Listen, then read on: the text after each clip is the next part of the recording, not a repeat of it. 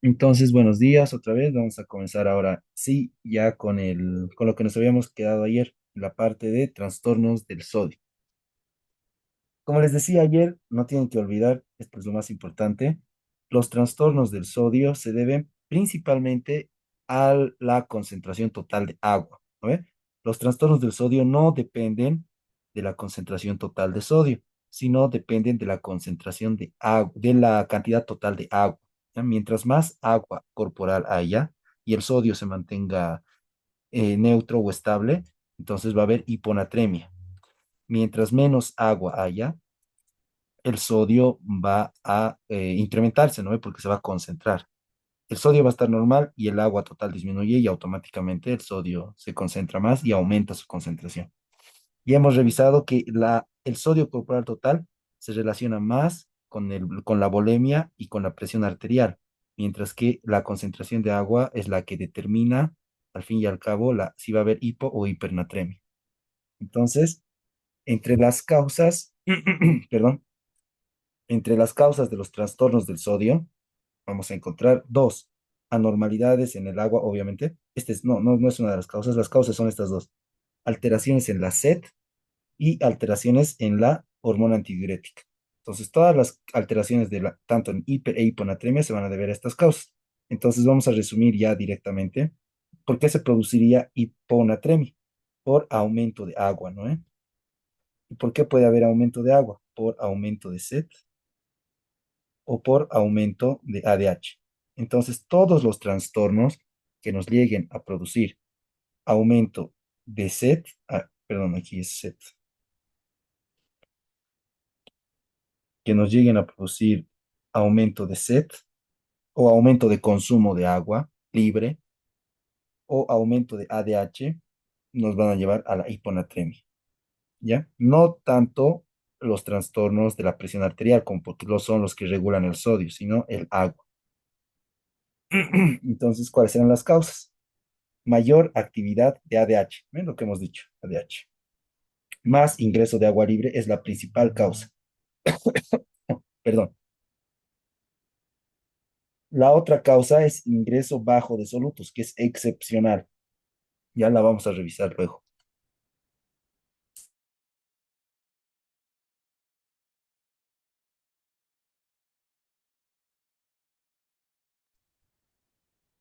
Y la última causa es una ingesta excesiva de agua. Y esto se da principalmente en pacientes psiquiátricos, ¿ya? Que se tienen una condición que se denomina polidipsia psicógena. Entonces, la hiponatremia se puede dividir, según la volemia, en tres grandes grupos. En hipervolemia, hiponatremia con euvolemia e hiponatremia con hipovolemia. Ya las tres causas.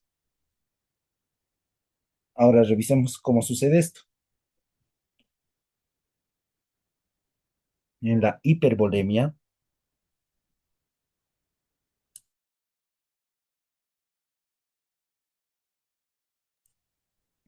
hay aumento de sodio del agua corporal total y hay aumento de sodio, pero si se dan cuenta, la relación a quién favorece. Favorece al agua, ¿no? Hay más aumento de agua que aumento de sodio. Entonces, al fin y al cabo, se está diluyendo el sodio, ¿no? ¿Y en qué situaciones nos encontramos en hipervolemia? En situaciones en las que se forma un tercer espacio. Tercer espacio. Como cuáles, por ejemplo, todos los edemas, ¿ya? Situaciones de edema, en las que si bien ha aumentado el líquido extracelular, el volumen circulante efectivo está disminuido, ¿no? Porque el líquido no está en el plasma, el líquido está en los edemas. ¿En qué situaciones nos encontramos en esto? En la falla cardíaca, en el síndrome nefrótico, en la cirrosis, ¿ya? Y en el síndrome de intestino corto. Todas estas causas nos van a llevar a edema, a aumento de líquido en el compartimiento extracelular y a disminución del líquido que está en el plasma, ¿no ven? Recuerdan que hemos dicho que hay un brazo que sensa, ¿no ve? La presión arterial. Entonces, esta disminución de la volemia, ¿qué genera? Hiperactividad del sistema renina-angiotensina-aldosterona que busca aumentar la presión arterial, ¿no ve? Y también aumenta la actividad de ADH. ¿Recuerdan? La ADH es antes vasopresina que ADH. ¿Y esta ADH qué va a generar? La absorción de agua, ¿ya? Entonces vamos a tener aumento de agua y la ADH también genera sed, ¿no ve? Sed. Entonces va a haber mayor ingesta de agua en relación a la del sodio. Y recuerdan en falla cardíaca hemos visto, la falla cardíaca, había una pregunta de examen incluso de algún año pasado que decía que la falla cardíaca se caracteriza por hiponatremia, sí. ¿Y de qué tipo, no? Hipervolémica era la respuesta, hipervolémica.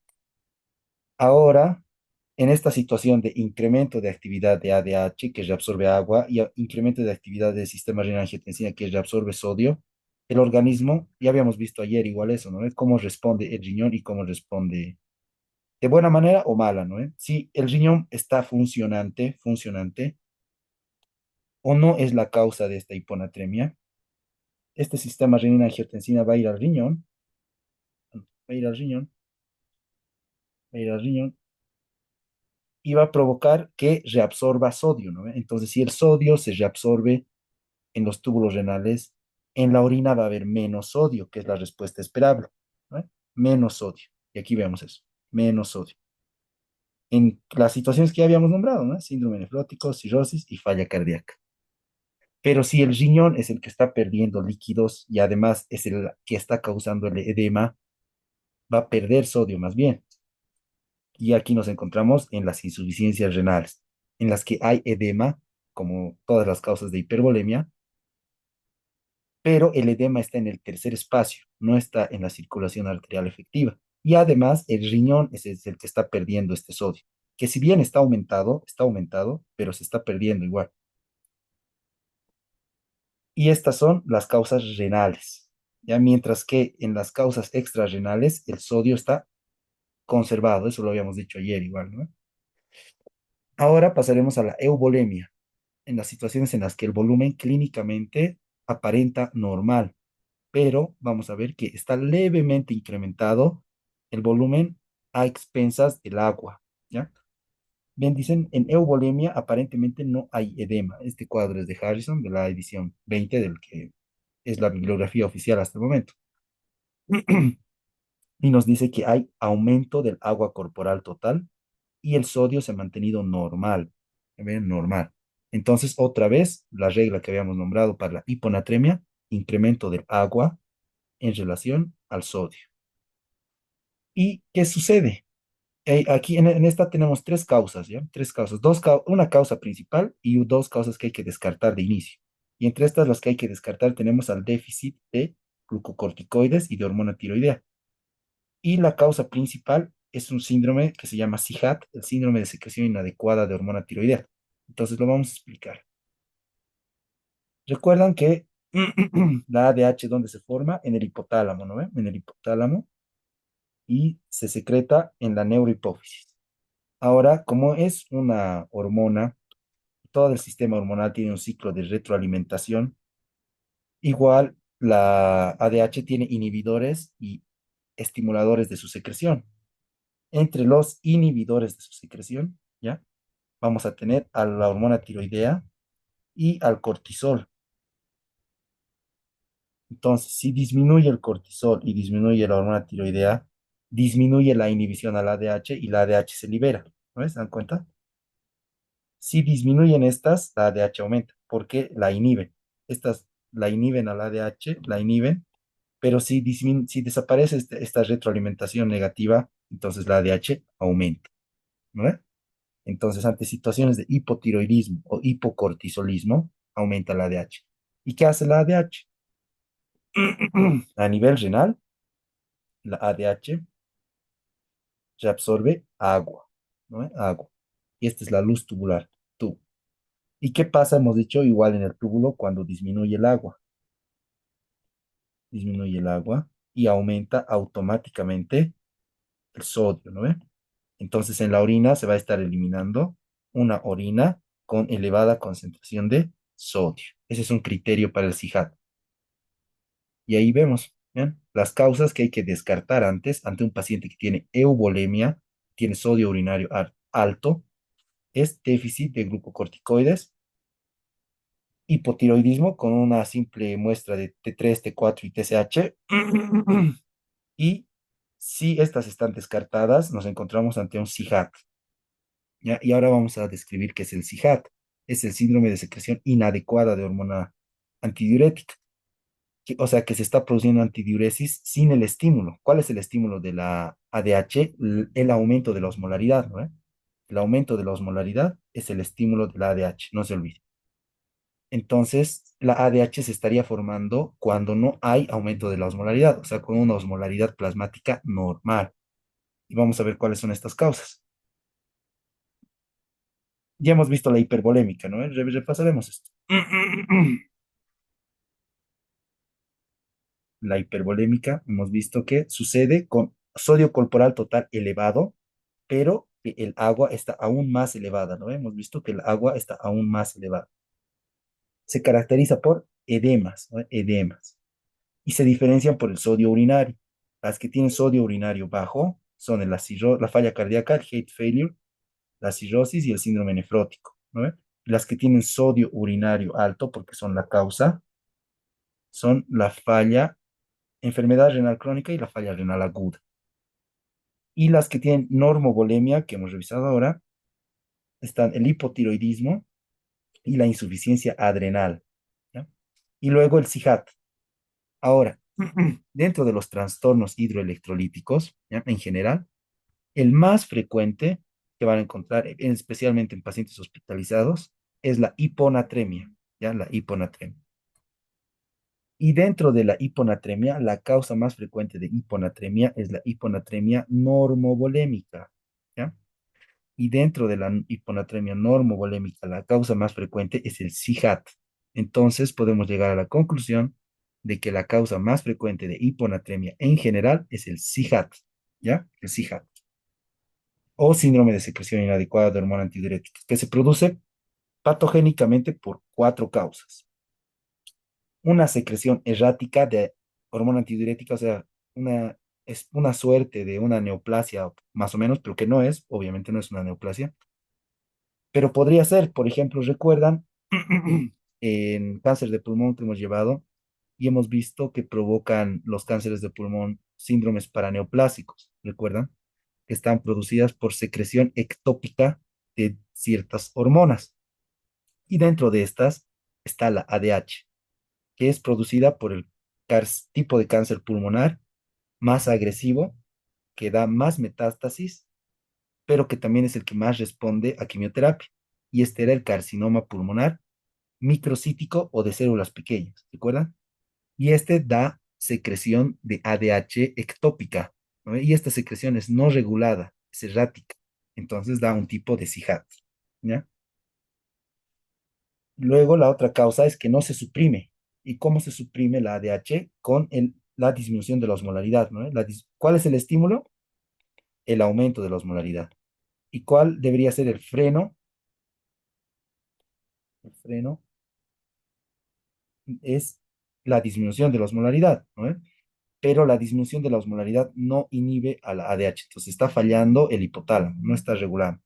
O que se reajusta el osmostato. O sea que antes el osmostato respondía a 285, ¿recuerdan? Ese era el umbral, ayer lo hemos mencionado.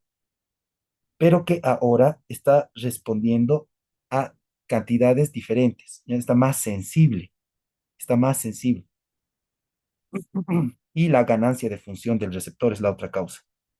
¿Cuál es el receptor? El receptor B2, ¿no? El receptor B2.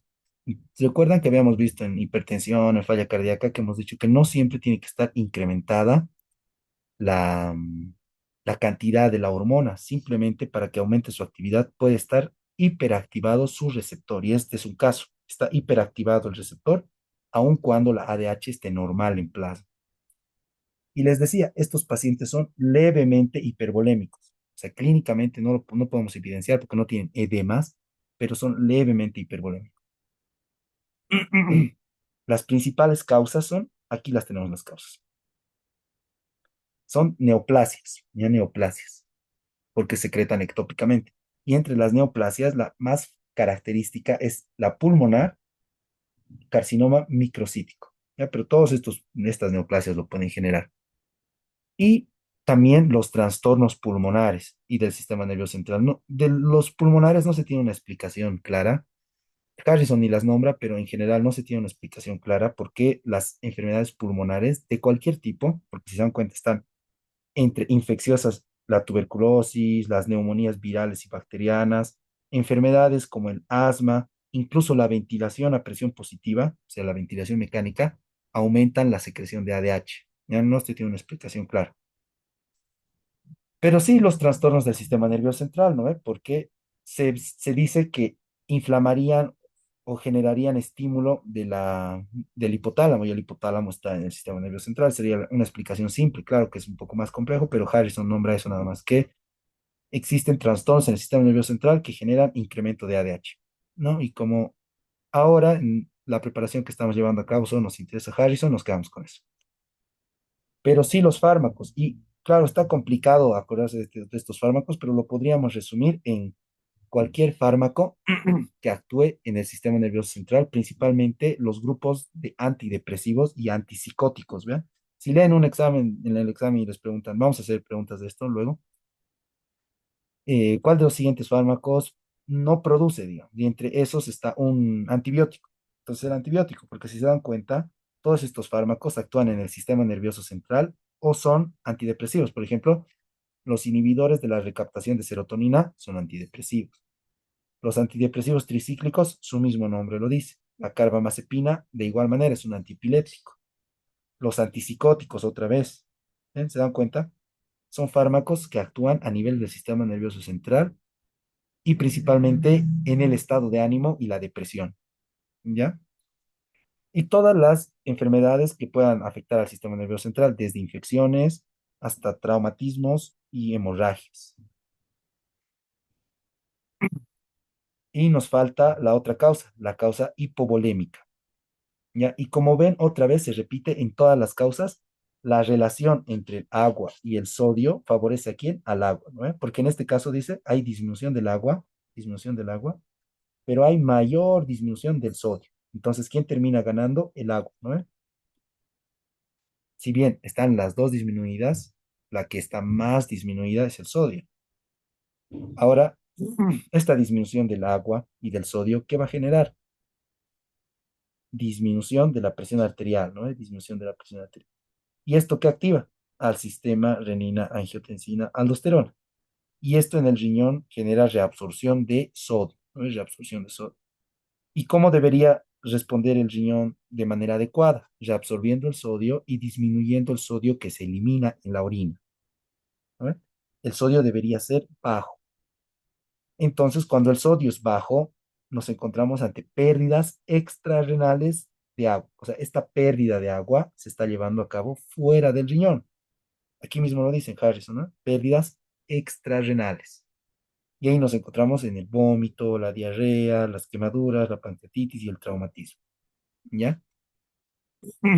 Y cuando el riñón es la causa, o sea, el riñón no está respondiendo a esta disminución de la presión arterial y al aumento del sistema renina-angiotensina-aldosterona, el riñón es la causa de que se esté perdiendo este sodio y esta agua.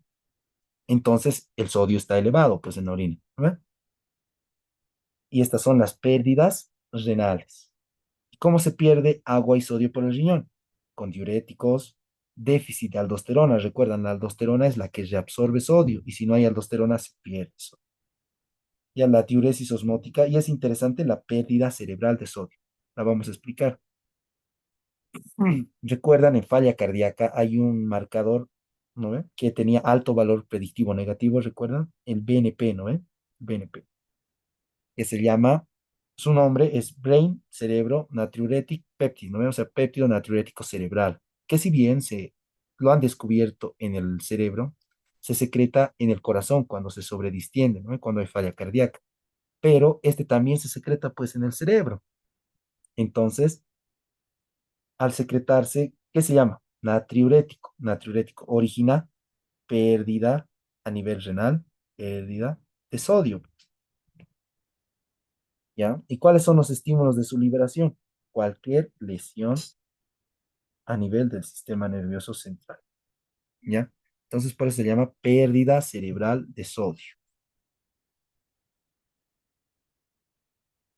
¿ya? Entonces nos encontramos en esa situación, en las causas de hiponatremia hipovolémica, causas extrarrenales del tracto gastrointestinal como vómitos, diarrea, y el sodio, ¿cómo tiene que estar? Disminuido, ¿no? Porque el riñón está respondiendo. Y cuando el riñón es la causa, el sodio urinario, ¿cómo está? Elevado, ¿no? ¿Y por qué puede perderse por el riñón? Por déficit de actividad mineralocorticoide o por nefropatías natriuréticas, principalmente dos, la recuperación de la uropatía posobstructiva, o sea que hoy día, el día de mañana, vamos a pasar la parte de falla renal aguda. Y en la falla renal aguda, no olviden que hay tres mecanismos de falla renal aguda, que son prerrenal, renal y postrenal, o sea, antes, dentro del riñón y después del riñón. De las causas postrenales, la causa más frecuente es la obstructiva, ¿ya? Entonces es un lito. Digamos, solucionamos, pero el lito y el riñón tiene que eliminar todo lo que no había eliminado. Entonces, al eliminar todo lo que no había eliminado, se elimina grandes cantidades de sodio y de agua, ¿ya? Ahí está la uropatía postobstructiva. Luego, obviamente, los diuréticos y porque originan pérdida de sodio, ¿no? Y principalmente los tiacídicos, ¿ya? Los tiacídicos. Y la pérdida, eso recalca Harrison, las que más pérdida de sal generan son los tiacídicos, de sal y agua. La pérdida cerebral de sal, ya lo habíamos mencionado, ¿no? Debido al BNP. Esto no lo describe Harrison, pero obviamente para que ustedes, ya les había mencionado, tengan mayor facilidad a largo plazo, les tratamos de decir las razones, ¿no? Las causas. Entonces ya saben por qué hay pérdida cerebral de sodio, por el BNP, ¿no? Por el BNP. Y cuando se produce cualquier lesión del sistema nervioso central. Y ahí están la hemorragia subaracnoidea, cualquier craneotomía y las encefalitis. Entonces con eso ya hemos revisado las tres causas de la hiponatremia o la división. Ahora, entre las manifestaciones clínicas, ya habíamos visto esto igual. En general, el, la causa de lo que origina la hiponatremia es el edema generalizado, ¿no ve? ¿Y dónde se manifiesta principalmente esto? En el sistema nervioso central. Ya entonces expliquemos eso. Ahí tenemos un cerebro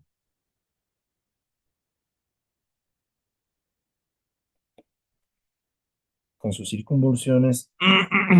¿Y qué sucede? La osmolaridad plasmática, o sea, dentro de los vasos,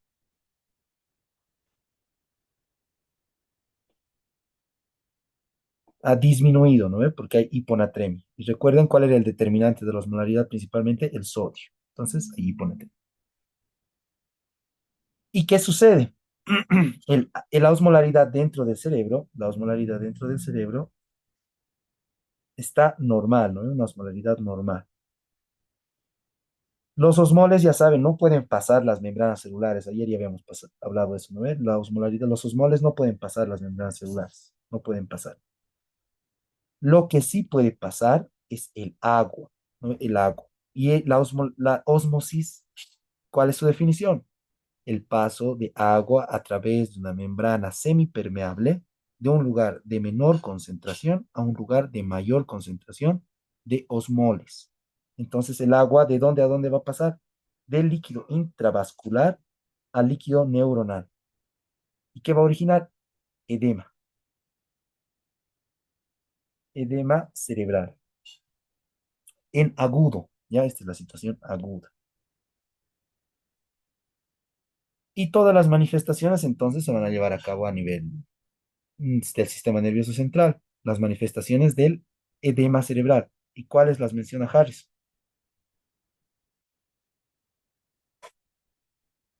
Náuseas, cefalea, vómitos. Y cuando son graves, coma, convulsiones e hiporreflexia.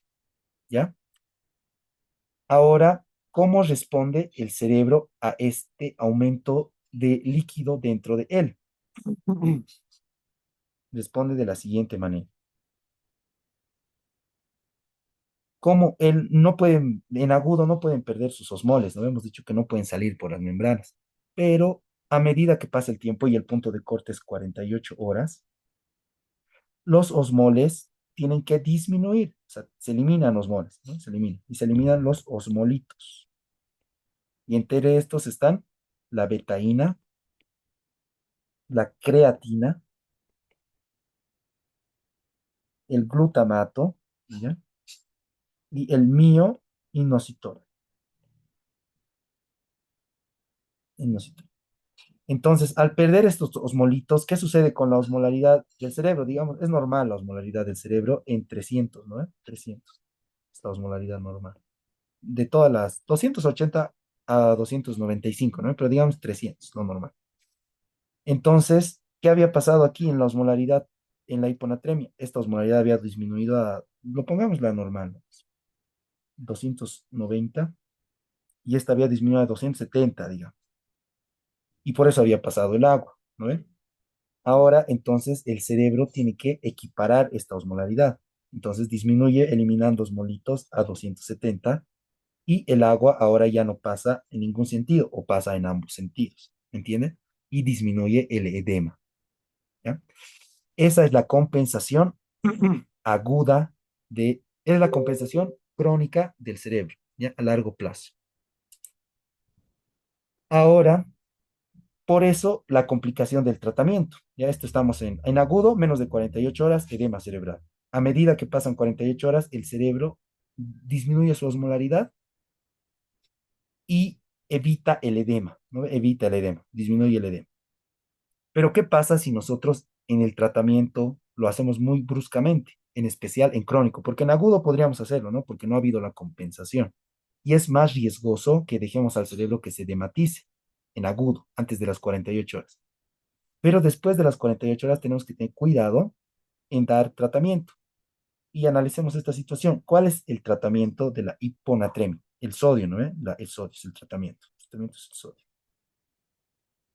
Y si damos sodio al líquido intravascular, ¿qué sucede? Aumentamos la osmolaridad, ¿no ve? Ahora vamos a pasar de este 270 a un 290, que es lo normal, ¿no ve? Tampoco nos estamos yendo a un extremo. Pero ¿cómo había quedado el cerebro antes en su compensación crónica? Con 270. Entonces el agua ahora va a pasar de donde hay menos a donde hay más, como siempre, pero de adentro afuera. ¿Y qué va a pasar? La neurona se va a contraer. Y al contraerse se va a lesionar y va a haber mielolisis y se va a producir el denominado síndrome de desmielinización osmótica. ¿Ya? ¿Se dan cuenta? Esta es la patogenia. En agudo, la compensación y la complicación del tratamiento, que ahora vamos a revisar a más detalle. Entre las causas agudas de hiponatremia, principalmente son iatrogénicas. Ya, principalmente son iatrogénicas. Otra causa es el ejercicio, ¿no? Que durante el ejercicio consumimos elevadas cantidades de agua y no consumimos electrolitos. Por eso hay que consumir bebidas isotónicas, ¿no? Que contengan electrolitos. Y en la iatrogénica es interesante esto, lo vamos a explicar.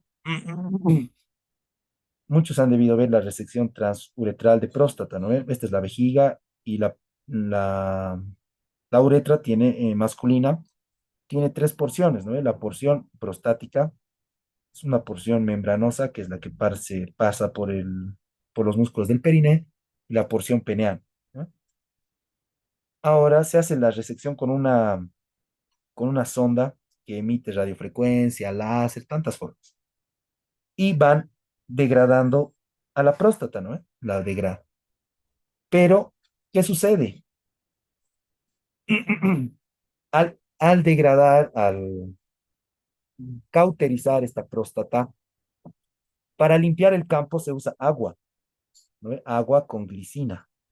Ahora ya usan, es que la glicina no, como tiene que interactuar con la electricidad, no es incendiaria, mientras que los electrolitos podrían generar electricidad. Por eso se usa glicina. Entonces esta glicina se metaboliza y se elimina, pues, o sea, se metaboliza, es un aminoácido, se metaboliza, se consume, se reserva o cualquier fase del metabolismo. Pero ¿qué queda? Agua. y el agua por la herida o por la misma vejiga se reabsorbe. Y habíamos dicho que si aumenta el agua, disminuye el sodio, ¿no ve? Automáticamente. Entonces, esta era, porque ahora han cambiado las soluciones que se usan para estos procedimientos, la principal causa antes de hiponatremia iatrogénica, ¿ya? Entonces, estas nos pueden producir hiponatremia aguda, la iatrogénica principal.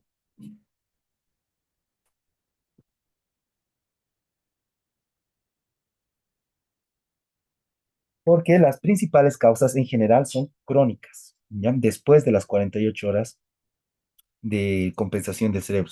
Llevan a largo plazo, ¿ya? Una instalación larga, como por ejemplo la falla cardíaca, ¿no? Hay que de hiponatremia es gradual, ¿no? Si se dan cuenta. Las diarreas igual sí pueden ser agudas, pero generalmente la compensación tarda 48 horas. ¿Ya? ¿Y cuáles eran los osmolitos? Otra vez, la creatina, la betaína, el glutamato, el mioinositol y la taurina nos faltaba, ¿no? Pero estos osmolitos no protegen de cifras que sean muy bajas, de 125. No lo dice Harrison, pero en la clasificación de hiponatremia, la hiponatremia severa se clasifica a partir de 125. No lo dice, pero esa es. Y el tratamiento a largo plazo lleva a la complicación que les había mencionado, la desmielinización osmótica. Por eso hay que elevar el sodio en 8 miliequivalentes en 24 horas y 18 miliequivalentes en 48 horas. ¿Cuál es la parte del sistema nervioso central más afectada? El puente. ¿Ya? ¿Y por qué se caracteriza? Por cuadraparesias, porque no se olviden que por el puente es por donde pasan las fibras de la vía córtico-espinal, desde la corteza cerebral hacia la asta anterior de la médula espinal.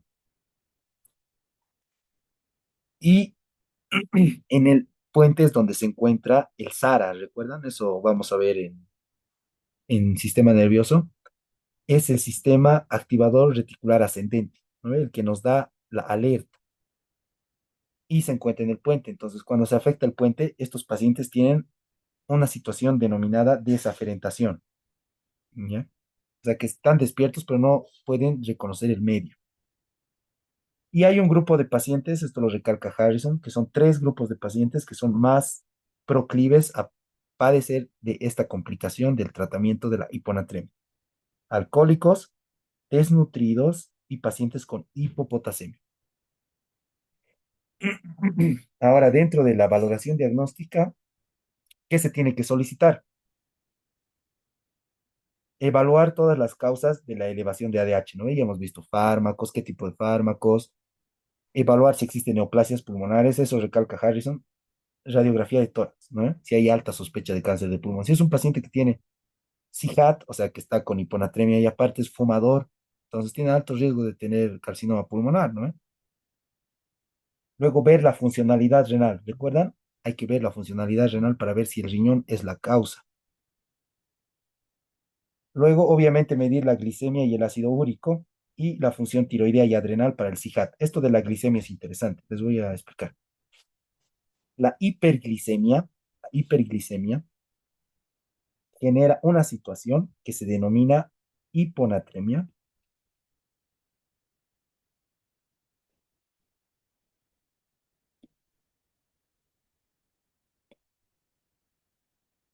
ficticia, ¿ya? Y lo hace por el siguiente mecanismo. Esta es una célula común, ¿ya? Y recuerden que la glucosa es un osmol, ¿no? Es un osmol, o sea que no puede pasar libremente la membrana, es un osmol efectivo. Para que pueda pasar la membrana necesita que alguien le abra la puerta, ¿no? Alguien que le abra la puerta. ¿Y quién le abre la puerta? La insulina, ¿no? Por medio de estos transportadores que son los GLUT4. Pero imagínense que hay un déficit de insulina. ¿Ya? Hay un déficit de insulina, no hay GLUT4, la glucosa no pasa. Entonces la glucosa aumenta la osmolaridad plasmática.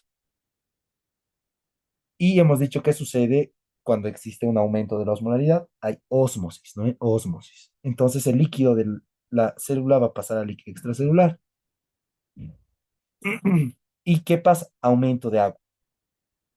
Y como esto sucede en todas las células, en general, va a haber aumento de agua en el líquido extracelular total.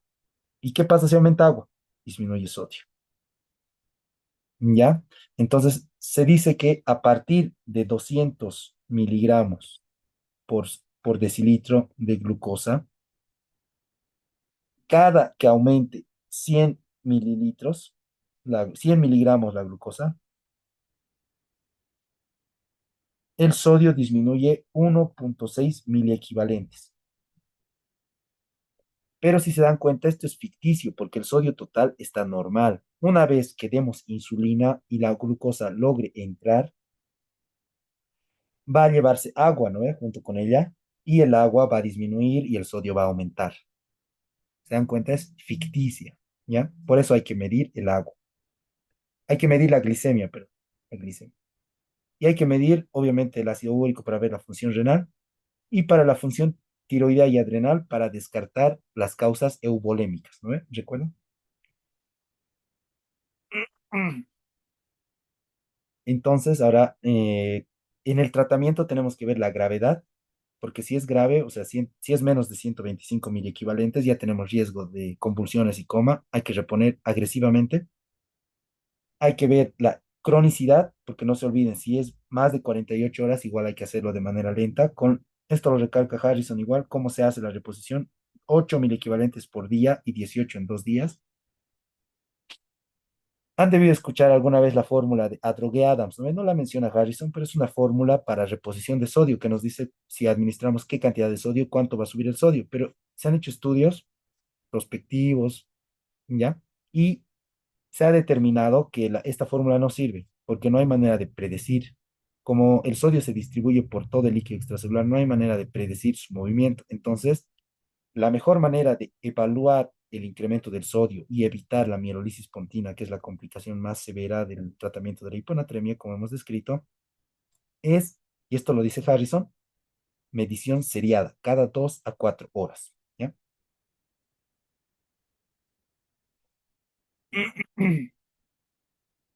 Y aquí nos encontramos otra vez ante el tratamiento agudo. En el tratamiento agudo hay que usar soluciones hipernatrémicas. ¿Cuál es la solución hipernatrémica? La solución al 3%. Se puede elevar 1 a 2 miliequivalentes por hora, pero solo las 4 primeras horas. Hay que medir cada 4 horas y no hay que usar unos fármacos, ahorita los vamos a describir, que se llaman baftanes, ¿ya? Mientras que en la crónica, en la hiponatremia crónica, lo importante es restringir el agua. ¿No ves? Si una de las causas era aumento de agua en relación al sodio, en las crónicas hay que disminuir el ingesta de agua. Pero hay que tratar la causa inicial, como por ejemplo en la hipervolémica, recuerdan, que se produce por edemas, ¿no? Entonces hay que tratar la causa inicial y dar diuréticos. Si hay hipovolemia, como habíamos dicho ayer, igual hay que tratar la hipovolemia. Si es hipovolemia por sangrado, hay que dar sangre. Si es una hipovolemia por pérdida de líquidos como una diarrea, hay que dar solución fisiológica. Ahora en el tratamiento del CIJAT. ¿Recuerdan cuál era la causa del CIJAT? Aumento de ADH, ¿ya? Que actúa a nivel de los túbulos renales, reabsorbiendo agua. Entonces se puede actuar a estos dos niveles, usando antagonistas de la ADH, o sea, bloqueantes de la ADH. Y entre estos tenemos un grupo de fármacos que se llaman los baptanes, antagonistas baptanes. Y ya lo habíamos leído, en agudo no hay que usar baptanes, los baptanes solo se usan en crónico, ¿ya?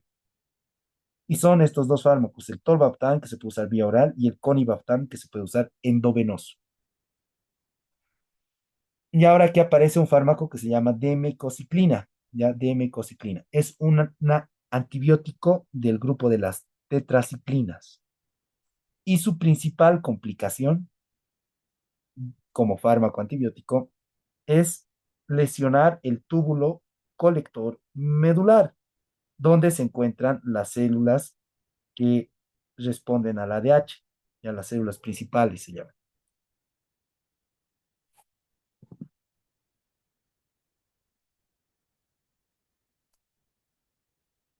Y este fármaco, al ser tóxico para estas células, ¿qué provoca? Disminución de la reabsorción de agua. Entonces, en este caso, no sería útil como tratamiento. ¿Ya? Ahora pasamos a la hipernatremia. Las fórmulas de reposición de sodio no las describe Harrison, entonces las podríamos llevar en alguna oportunidad, pero no son necesarias porque no nos van a preguntar en el examen, ¿no? Solo hace esas premisas. Elevar el sodio en un día 8 miliequivalentes y en 2 días 18 miliequivalentes para evitar que el síndrome de desmielinización osmótica. Ahora, la hipernatremia. Habíamos dicho que la hiponatremia es la causa más frecuente, ¿no ve? De trastornos hidroelectrolíticos, pero la más mortal es la hipernatremia, ya la más mortal. Vamos a ver por qué. Ahora, otra vez, la hipernatremia se produce por dos causas: aumento de sodio o disminución de agua, o las dos juntas, ¿no ve?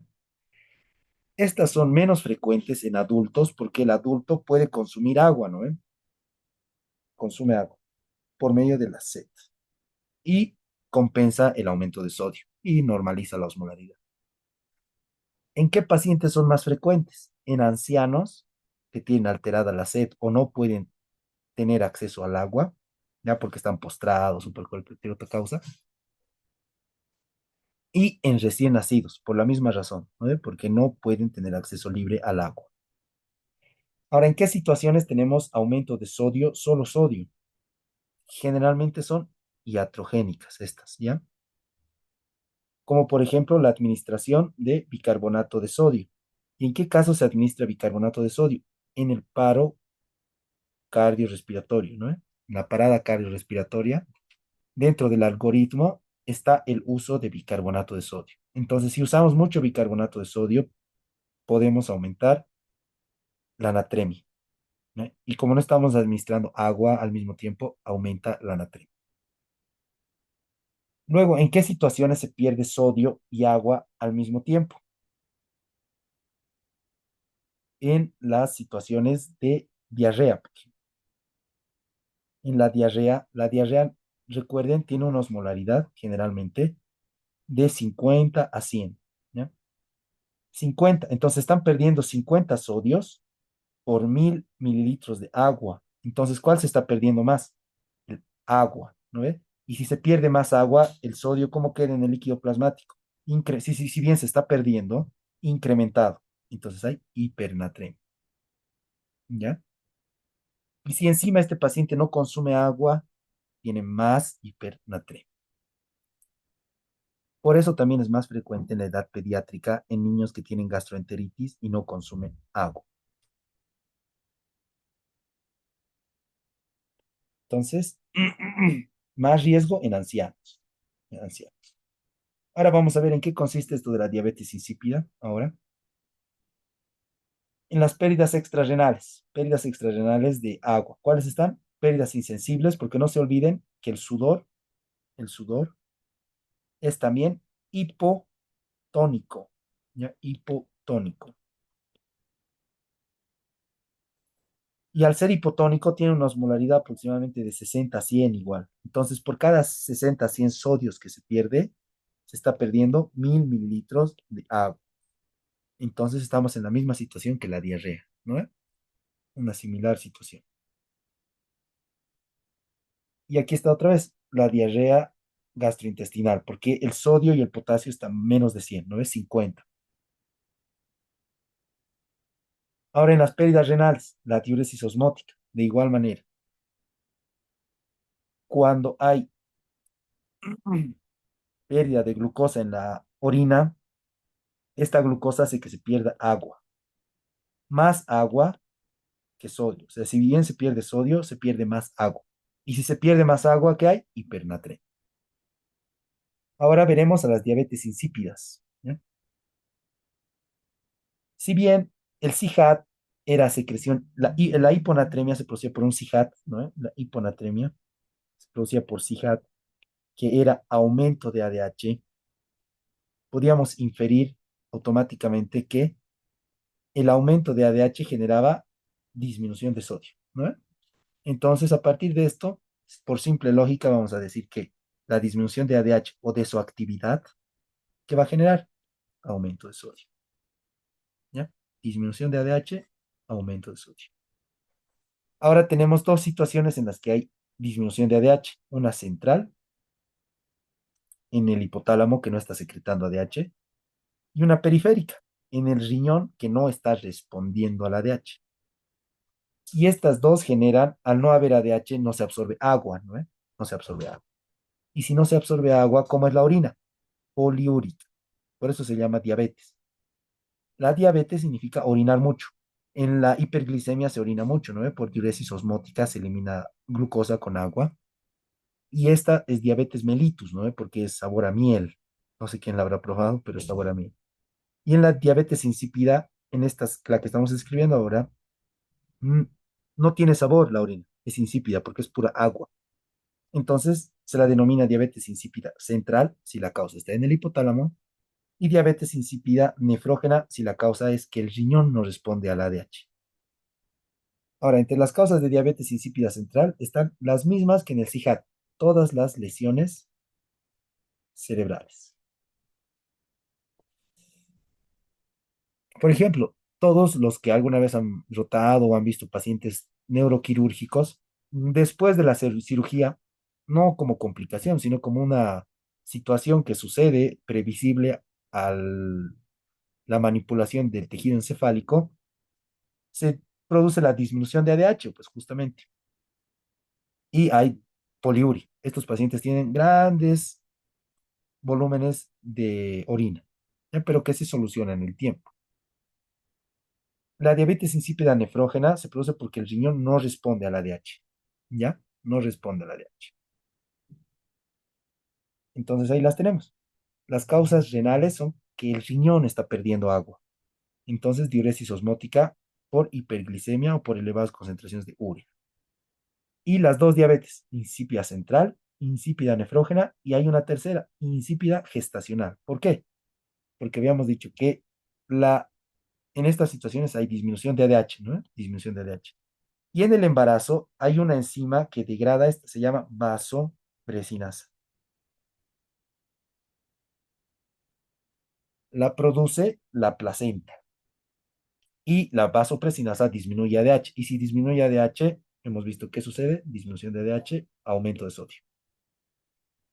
Entonces, una causa de diabetes insípida es la gestacional por vasopresinasas.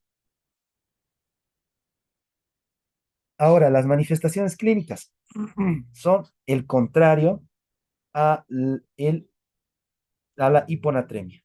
En este caso, tenemos otra vez una neurona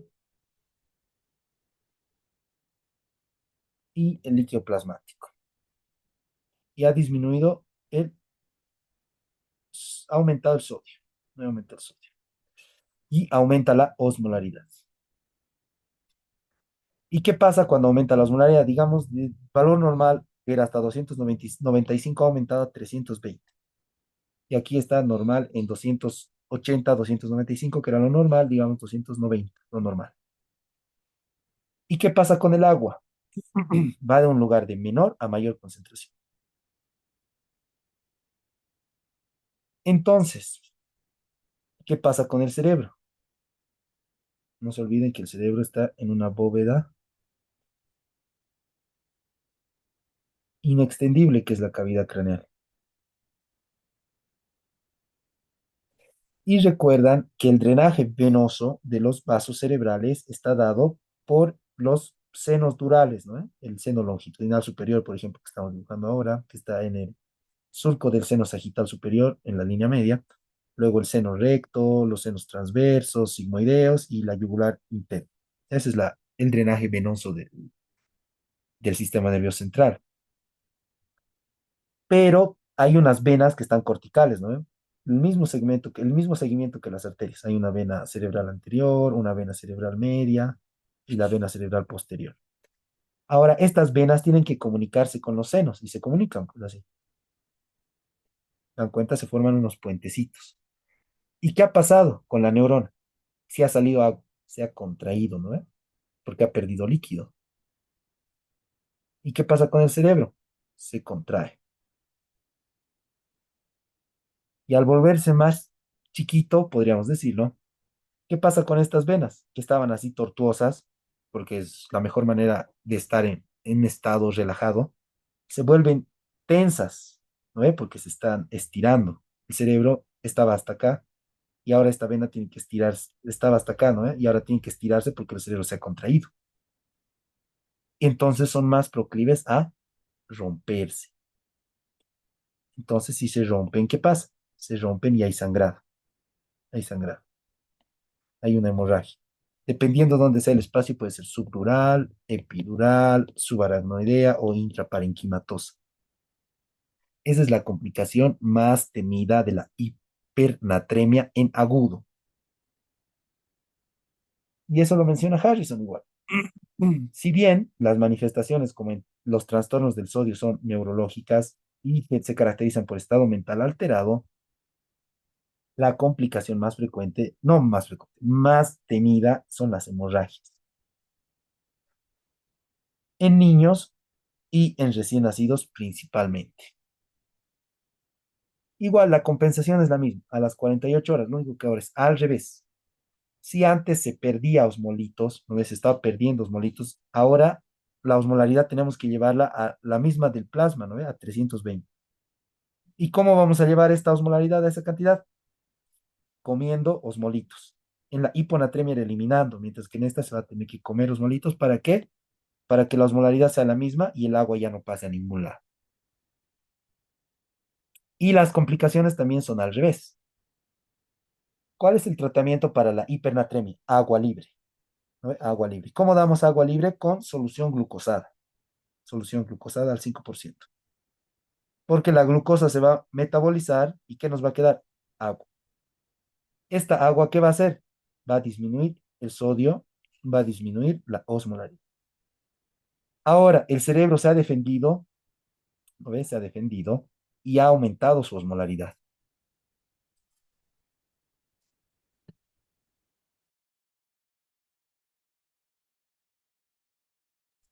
Ha aumentado su osmolaridad, ¿ya? Y al aumentar su osmolaridad, la osmolaridad del plasma la estamos disminuyendo con agua, ¿no ves? De 320 con el tratamiento la estamos disminuyendo a lo normal, 290, ¿no ves? Porque estamos dando agua. Pero ¿qué ha pasado? El cerebro se ha quedado con 320. Entonces el agua ahora va a pasar adentro de la célula. Entonces la complicación ahora, la complicación del tratamiento de de la hipernatremia va a ser el edema cerebral. Esa es la complicación. Porque recuerdan cuál era la complicación del tratamiento de la hiponatremia, era el síndrome de mielolisis pontina, ¿no? En este caso es al revés. La complicación de la hipernatremia en su tratamiento es el edema, ¿ya? El edema.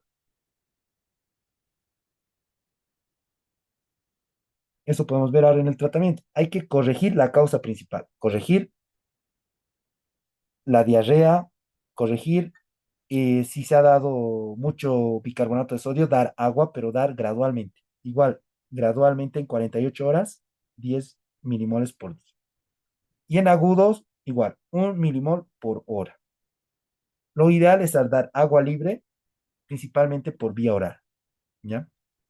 O soluciones con agua libre si no se puede la vía oral. ¿Cuál es la solución con agua libre? La solución glucosada. Porque no se puede dar agua libre, por si acaso, no se puede dar agua destilada por vía endovenosa porque provocaríamos hemólisis. ¿Ya? Ahora, ¿cuál va a ser el tratamiento de las diabetes insípidas? Sí, la diabetes insípida central, ¿a qué se debía? A disminución de ADH, ¿no? Disminución de ADH. Entonces, ¿cuál va a ser el tratamiento? ADH. Y hay un fármaco que se llama desmopresina, que tiene esa función. Es un símil al ADH, ¿ya? Y para la diabetes insípida nefrógena se da tiazidas, ya tiazidas, diuréticos tiazídicos. ¿Y qué hacen estos diuréticos tiazídicos? Generan disminución de la volemia por un mecanismo indirecto. Y recuerdan que la volemia aumenta, la disminución de la volemia aumenta la actividad de la vasopresina, ¿no? ¿Y qué es la vasopresina? La ADH. Entonces tenemos ahí, ¿ven? En el tratamiento, como lo dice Harris, tratamiento de diabetes insípida Esto está al revés, perdón. De la diabetes insípida, vamos a corregir.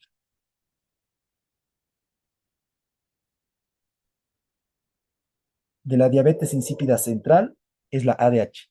Y la diabetes insípida nefrógena son las tiacidas. ¿Ya? Ahora, los trastornos del potasio. Trastornos del potasio. Ay, perdón.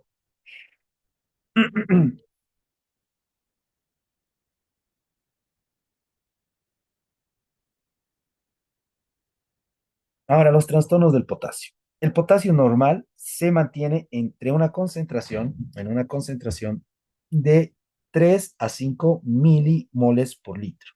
¿Ya? El potasio se elimina 90% en orina y 10% en heces. El principal regulador del potasio es la aldosterona, no olviden.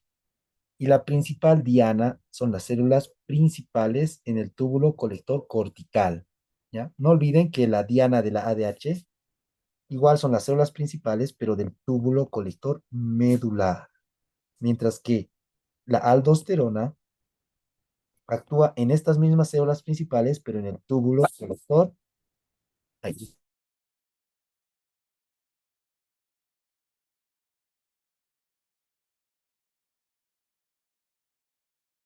van a disculpar, en el túbulo colector cortical. ¿Ya? Cortical. Esto es importante en relación al potasio. 98% del potasio se encuentra dentro de las células, principalmente en el músculo. Entonces vamos a ver que los trastornos tanto de hipo e hiperpotasemia se pueden deber simplemente a la redistribución de este ion. ¿Ya? En la hipopotasemia, y otra premisa igual que es importante en comprender, las manifestaciones del sodio, como habíamos visto, son principalmente neurológicas, mientras que las manifestaciones clínicas de las alteraciones del potasio son cardíacas, ¿ya? Cardíaca. Y no solo cardíaca, sino a nivel de todo el músculo, tanto esquelético como estriado, liso y cardíaco, en estos tres músculos. Músculo estriado cardíaco, músculo estriado esquelético y músculo liso. Vamos a verlas ahora. Las causas de hipopotasemia están tres principalmente.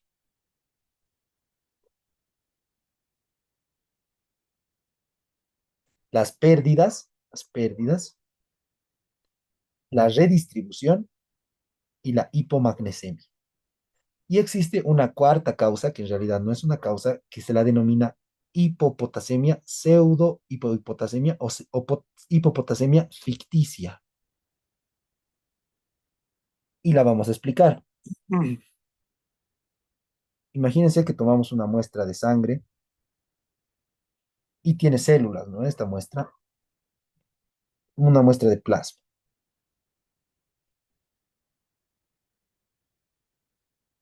Y tiene muchas células esta muestra.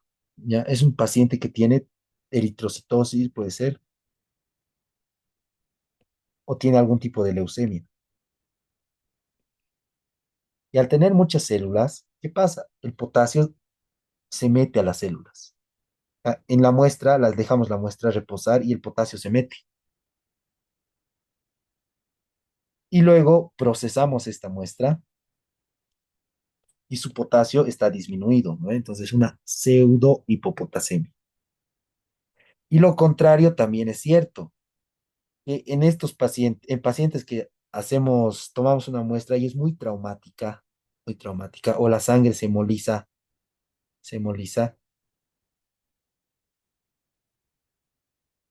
y como la mayor cantidad de potasio se encontraba dentro de las células, el potasio puede salir también, ¿no?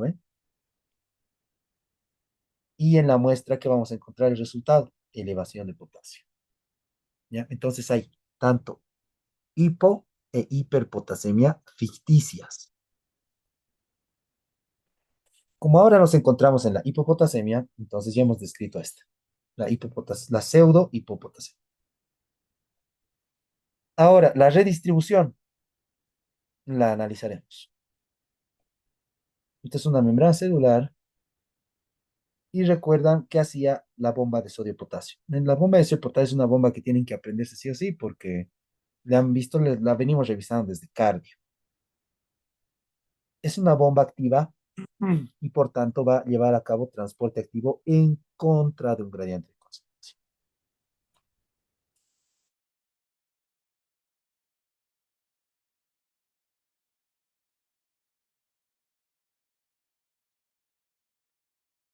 Perdón. Entonces, ¿qué hace? Saca sodios en contra de un gradiente de concentración y mete potasios.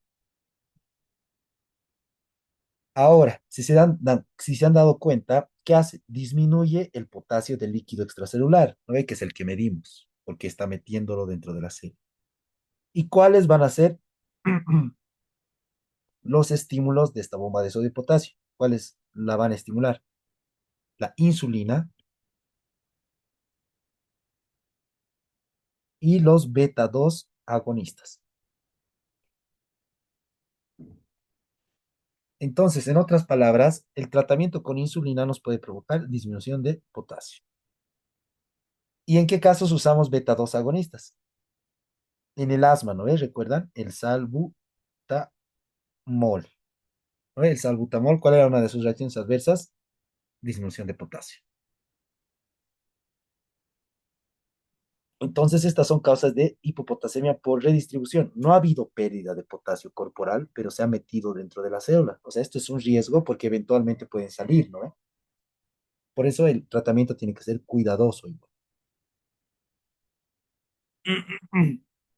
Y la otra causa son las pérdidas renales y extrarrenales, que las vamos a revisar ahora igual. La pérdida renal principalmente es por estímulo de aldosterona, ¿ya? ¿Recuerdan la célula principal que hacía? Reabsorbía sodio y como dejaba su colita negativa, tenía que equilibrarse con algo, ¿no? Con la salida de potasio. ¿Y quién estimulaba este mecanismo? La aldosterona. Entonces, todas las situaciones que lleven incremento de aldosterona nos van a provocar pérdida urinaria de potasio.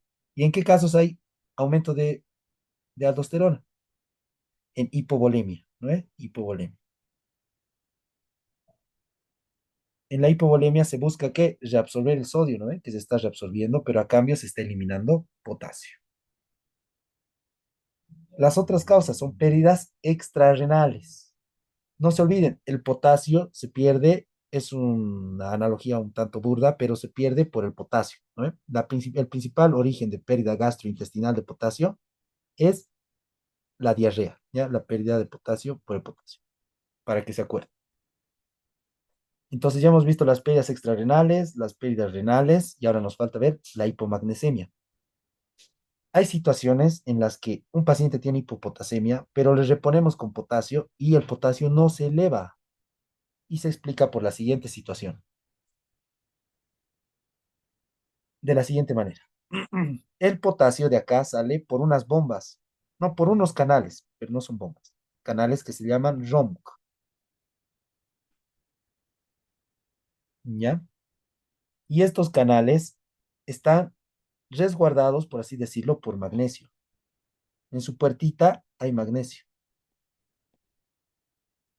Y recuerden que el magnesio tiene carga positiva de 2, ¿no? Entonces, si aquí hay magnesios, van a repeler al potasio que quiera salir, pues. Y el potasio ya no sale. Entonces, si ya no sale, esto es la luz tubular, no olviden, la luz tubular. Si ya no sale a la luz tubular, ya no se pierde por la orina. Entonces, si reponemos magnesio, evitamos la pérdida de potasio. Entonces, la hipomagnesemia es una causa de pérdida de potasio. Porque si, imagínense, ya no está aquí el magnesio, el potasio va a salir libremente y se va a eliminar en la orina. Ahora, las manifestaciones clínicas. Habíamos dicho que principalmente son manifestaciones cardíacas, ¿no? Cardíacas. ¿Y qué ocasiona, qué ocasiona el potasio? Vamos a ver qué ocasiona el potasio. Arritmias, ya es un factor de riesgo para arritmias. Vamos a revisarlo en la hiperpotasemia con más detalle.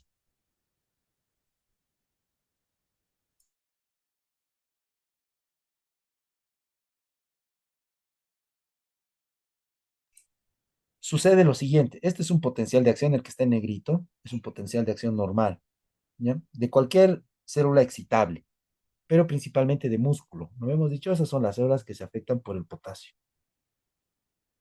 Es el potencial de membrana en reposo.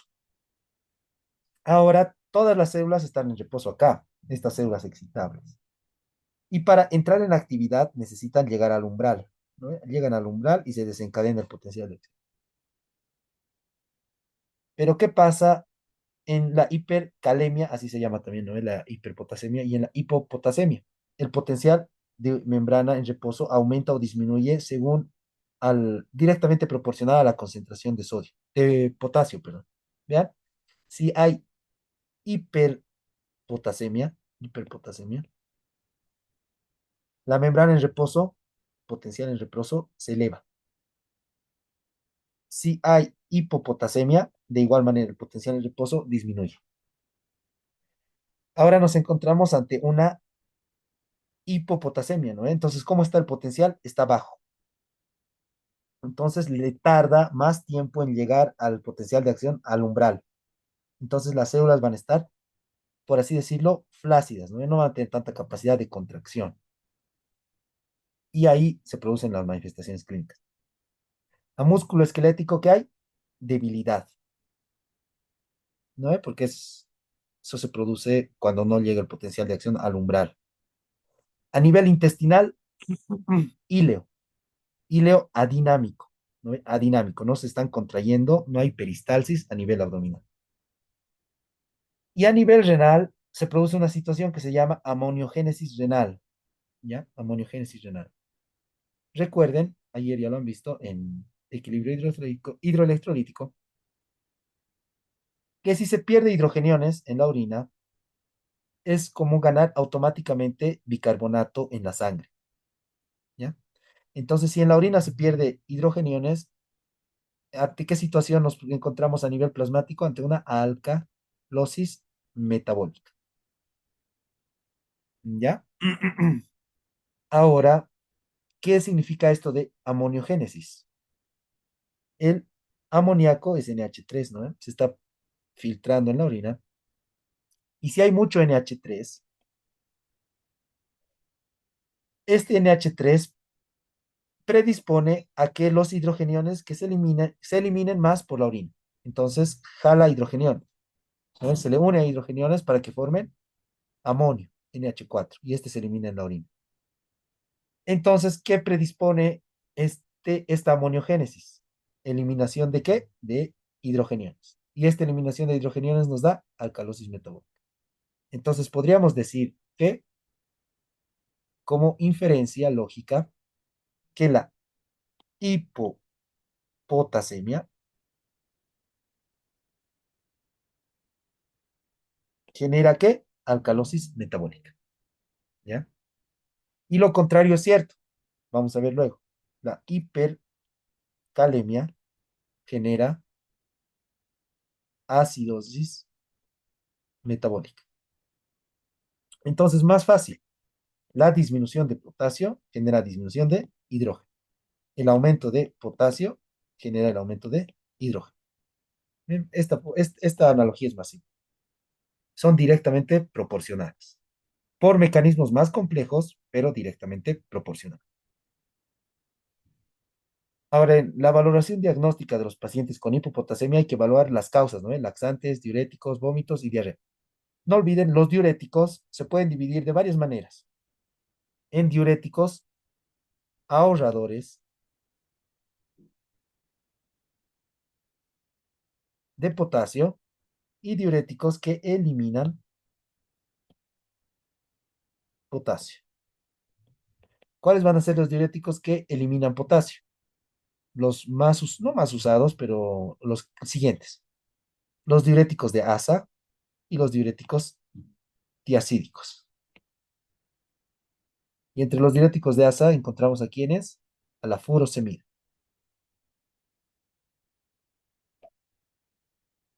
Y los diuréticos tiacídicos encontramos a la clorotiacida y la clortalidona,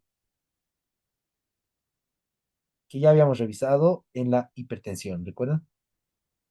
Y los ahorradores de potasio vamos a tener principalmente a dos, los antagonistas de la aldosterona y los antagonistas del receptor ENaC. ¿Ya? El receptor ENaC es este receptor, este de acá. Este es el ENaC, el transportador epitelial de sodio, señor, este de acá. Y si bloqueamos a este, ya no entra el sodio, ¿no ve? Y el sodio se elimina en la orina. Y si el sodio está en el túbulo, ya no necesita que salga el potasio, ¿no? Entonces el potasio se queda y se va al plasma. Por eso es ahorrador de potasio. Entonces, entre los antagonistas de de la aldosterona, tenemos a, ¿qué fármaco? Ahorita, entre los antagonistas del ENaC tenemos principalmente al amiloride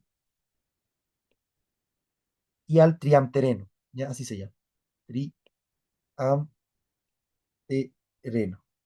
Y aquí tenemos a la espironolactona, ¿no? Espironolactona.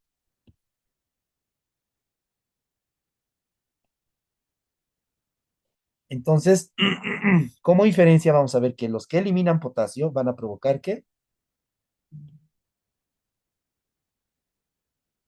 hipopotasemia. Y los que ahorran potasio, vamos a ver que provocan hiperpotasemia. Por eso hay que valorar el uso de diuréticos. ¿Y qué pacientes son característicamente los que tienen hipopotasemia? Esto para que se acuerden, son los pacientes que quieren perder peso, ¿no ve? Porque ¿qué usan estos pacientes que quieren perder peso a lo loco? Laxantes, vomitan y usan diuréticos. ¿Se dan cuenta? Es el combo. Luego, en el laboratorio hay que evaluar lo siguiente. El riñón, ante una pérdida extrarrenal, tiene que responder como el sodio, eliminando poco potasio. Y el umbral es 15. Del sodio era 20, ¿no? Del potasio es 15. Ahora, los vómitos. Los pacientes con vómitos tienen alcalosis hipopotasémica. ¿Por qué hemos dicho, no? Porque la hipopotasemia aquí genera alcalosis. Y aparte, porque los vómitos, no se olviden, eliminan hidrogeniones, ¿no? Y al eliminar hidrogeniones, indirectamente generamos alcalosis metabólica. Ahora, el tratamiento de la hipopotasemia, sustituir el déficit y corregir la causa. Si existe en este paciente alcalosis, hay que dar cloruro de potasio. Y si hay acidosis, bicarbonato de potasio o citrato de potasio. ¿En qué casos hay acidosis con hipopotasemia? En la diarrea. ¿Ya? En la diarrea. ¿Por qué? Porque el líquido de la diarrea tiene alta concentración de bicarbonato. Entonces, si perdemos bicarbonato, igual que cuando perdíamos hidrogeniones, ganábamos bicarbonato. En esta situación, perdemos bicarbonato, ganamos hidrogenión. ¿Ya? Entonces, es al revés. Si perdemos hidrogenión, ganamos un bicarbonato. Y hay alcalosis. Entonces, ¿en qué casos perdemos hidrogeniones? En los vómitos, ¿no ve? Porque el ácido clorhídrico tiene hidrógeno. Y en los casos en que perdemos bicarbonato, ¿como qué casos? La diarrea, ganamos ¿qué? Hidrogeniones. Y esto es una acidosis. Los dos casos, metabólica. ¿Ya se dan cuenta? Entonces, la reposición se hace según a eso, según a eso. Si hay hipopotasemia, no, perdón, si hay alcalosis, se hace con cloruro de potasio. Y si hay acidosis, con bicarbonato de potasio. Si no responde a estos, hemos visto que hay que administrar magnesio. Y hay que ver cómo está la función renal, fármacos y otros cuadros patológicos que pueden existir. La reposición se hace en 1 a 2 días. Se repone con soluciones salinas. No hay que responder, eso es elemental. No hay que reponer con soluciones de glucosa. ¿Por qué creen? Porque la glucosa que va a generar aumento de insulina, ¿no? La glucosa que genera aumento de insulina. Y si el potasio ya estaba disminuido, estamos en un paciente con hiponatremia, ¿qué hace la insulina? ¿Recuerdan? Mete potasio. Entonces el potasio va a disminuir más todavía. Entonces siempre hay que reponer potasio en soluciones de sodio, ¿ya? Un Ringer lactato, una solución fisiológica,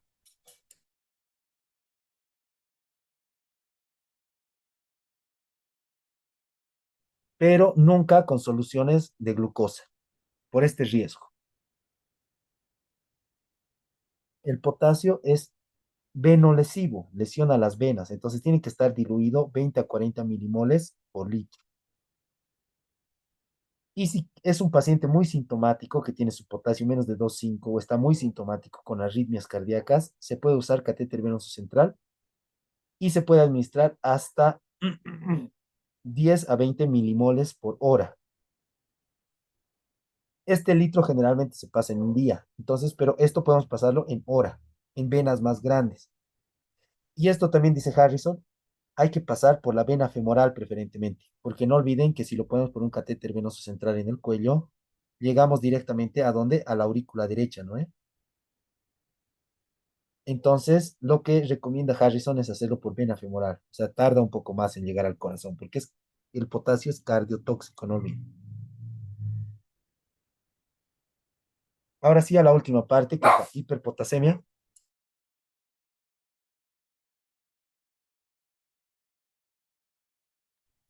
perdón, a la hiperpotasemia, y esta se caracteriza por los siguientes valores. Un potasio mayor a 5,5 y su principal causa es la eliminación renal.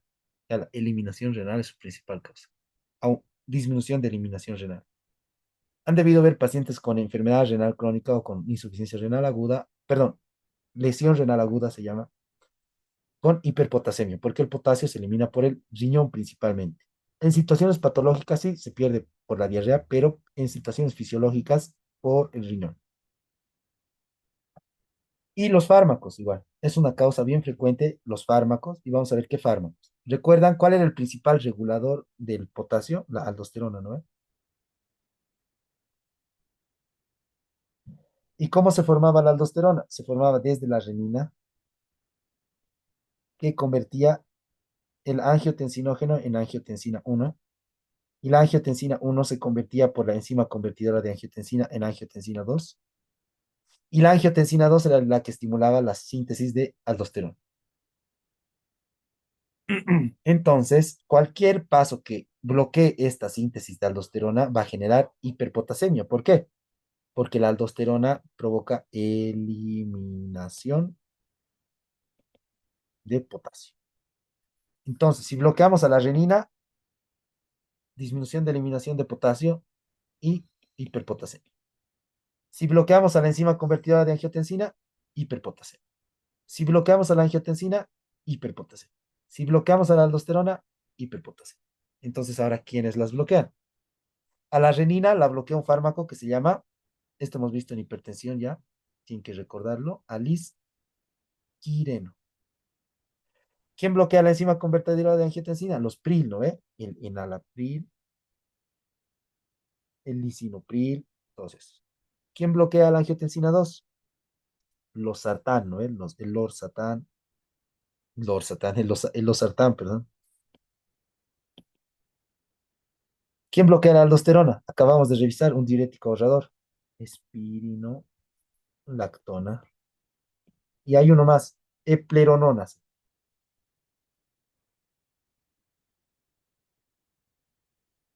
Epleronona. Todos estos, todos estos van a generar ¿qué? Hiperpotasemia. Y aquí los vemos. Inhibición del eje renina-angiotensina-aldosterona.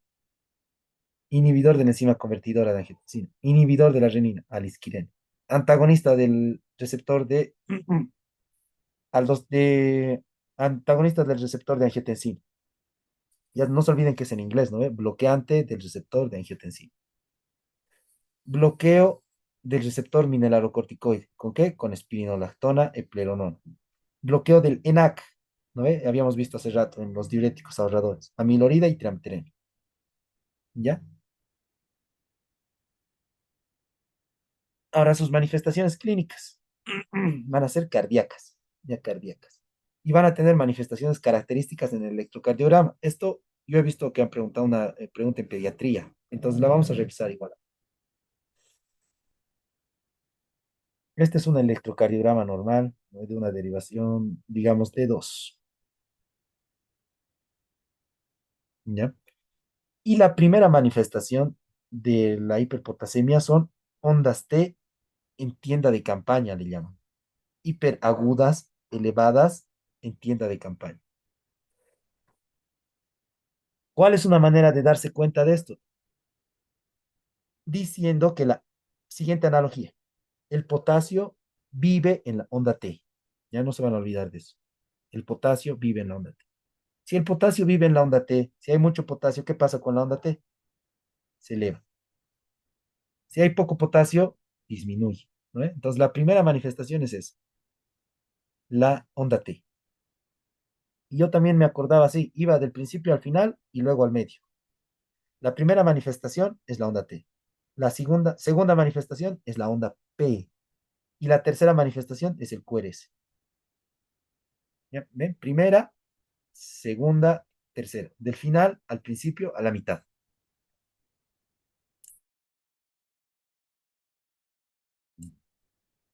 Entonces, la primera manifestación, ondas T elevadas. Segunda manifestación, disminución de la P. Y tercera manifestación, alargamiento del QRS. Y aquí lo podemos comprobar con lo que dice Harris. ¿Ven? Explicarles de esta manera va a hacer que a ustedes se les quede con mayor facilidad y que al leer, porque Harrison solo dice esto, pero a partir de la explicación esperamos que generen mayor razonamiento y puedan acordarse a largo plazo. La onda T se eleva a partir de 5 a 6 milimoles. Luego la segunda era desaparición de la P de 6,5 a 7. Y la tercera, prolongación del QRS a partir de 8. Y luego ya se genera algo que se denomina ritmo sinoventricular, la fibrilación ventricular y la sistolia. No olviden, el ritmo sinoventricular tiene esta forma, así, sinusal, forma sinusal. La fibrilación ventricular ya es una arritmia ventricular, complejos QRS de toda forma y luego la sistolia. ¿Ya? Ahora recuerdan que hacía la hiperpotasemia, elevaba el umbral, ¿no? Hacía que el potencial de acción llegue más rápido. Entonces va a haber hipertonía, en otras palabras, ¿no? Es más fácil, mayor tono, mayor facilidad de contracción. Entonces, esta hipertonía también puede llevar a la parálisis, ¿no? Porque si algo se contrae mucho, se va a paralizar eventualmente. Entonces, a nivel del músculo estriado, va a haber parálisis del diafragma. Y si hay parálisis del diafragma, hay falla respiratoria, ¿no? Insuficiencia respiratoria. A nivel renal, recuerdan que hemos dicho que provoca acidosis, ¿no? Porque disminuye el NH4 y aumenta el hidrógeno. ¿Recuerdan? Aumento de potasio, aumento de hidrógeno. Ahora sí, ya para finalizar, vamos al tratamiento. Este ejemplo, esta imagen resume todo. Borraremos esto primero para que nos sea más fácil.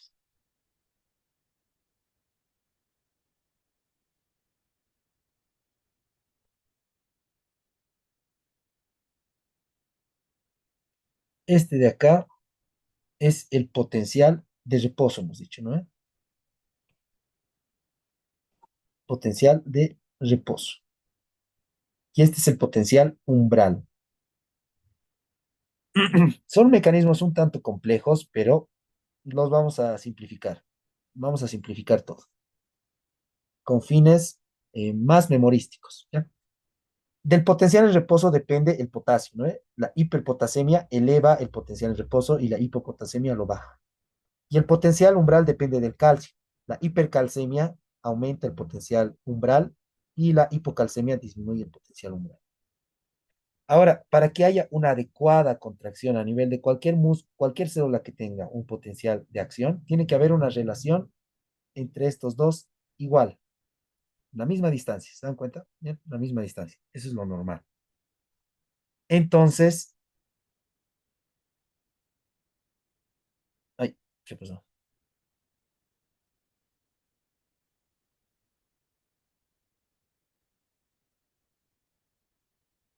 Ahora sí. Entonces, tiene que haber una relación equiparable entre estas dos, ¿bien? La misma relación. Ahora, ¿qué pasa cuando hay hiperpotasemia? Vean cómo se vuelve la relación, se vuelve más corta, ¿no? Vean, más corta. Entonces, ¿cuál va a ser el tratamiento? Aumentar el potencial umbral. Tenemos que subir el potencial umbral. ¿Y con qué lo subimos? Con calcio. ¿Ya? El tratamiento es el calcio. ¿Ya? El tratamiento es el calcio. El calcio. El tratamiento de la hiperpotasemia en agudo es el calcio. ¿Para qué? Para hacer que la distancia entre el potencial en reposo y el potencial umbral sea la misma. Y aquí vemos, el tratamiento se basa en tres pilares: el antagonismo inmediato en el corazón del potencial de acción, la disminución rápida por redistribución y la eliminación de potasio. Aquí están esos tres. ¿Cómo aumentamos el potencial umbral? Con calcio, con gluconato de calcio. De esta manera: 30 mililitros, IV en 1 a 3 minutos, tiempo de efecto 60 minutos y antagoniza, ¿no? Antagoniza efectos de el potasio. ¿Cómo movilizamos el potasio? ¿Cómo movilizamos el potasio? De la siguiente manera. Recuerdan, hemos dicho, ¿qué hace la insulina? Mete potasio, entonces disminuye potasio. Mete potasio dentro de la célula. ¿Qué hace el salbutamol? Mete potasio otra vez, disminuye el potasio. ¿Y qué hace el bicarbonato de sodio? El bicarbonato de sodio sigue el siguiente mecanismo. Si hay bicarbonato, hemos dicho que es lo mismo que disminuir hidrogenión, ¿no? Ahora, en las células se produce un intercambio de cargas. Si el hidrogenión ha disminuido en su concentración, para equiparar esto, ¿qué va a pasar? El hidrogenión de dentro de la célula va a salir, ¿no? Para tratar de aumentar esto. Y a cambio, ¿qué va a meter? Potasio. Entonces, ¿qué pasa? El potasio disminuye. Redistribución. ¿Se dan cuenta? Redistribución. Esos tres mecanismos: insulina, agonistas beta 2 y bicarbonato. Y el tercer mecanismo, que es el definitivo: eliminación. Diuréticos por vía renal, resinas de intercambio por vía gastrointestinal y si no responde, diálisis. ¿Qué diuréticos? Los que eliminan potasio. ¿Cuáles serán? De asa y tiacídicos. Cuidado, una espironolactona, esto va a aumentar más, ¿no? Y aquí están otra vez, lo que dice Harris: calcio, insulina, beta 2 agonistas, bicarbonato. Eliminación: diuréticos con solución fisiológica, resinas de intercambio gastrointestinal y diálisis. Y listo. ¿Ven? Hemos tratado de simplificar lo más posible estos temas y si tienen alguna pregunta pueden escribirla o están habilitados sus micrófonos.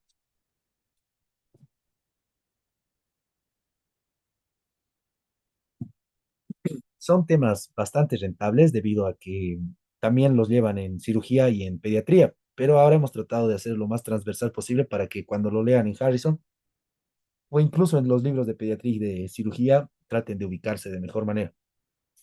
Como siempre, como les decía ayer, igual tratamos de explicarles por qué, ¿no? Es lo más importante. ¿Por qué? ¿Por qué? Porque, por ejemplo, Harrison solo dice que en la falla cardíaca hay hiponatremia, pero no dice por qué, ¿no? No se toma el tiempo de explicar por qué, porque es un libro de medicina interna, no es un libro de fisiopatología.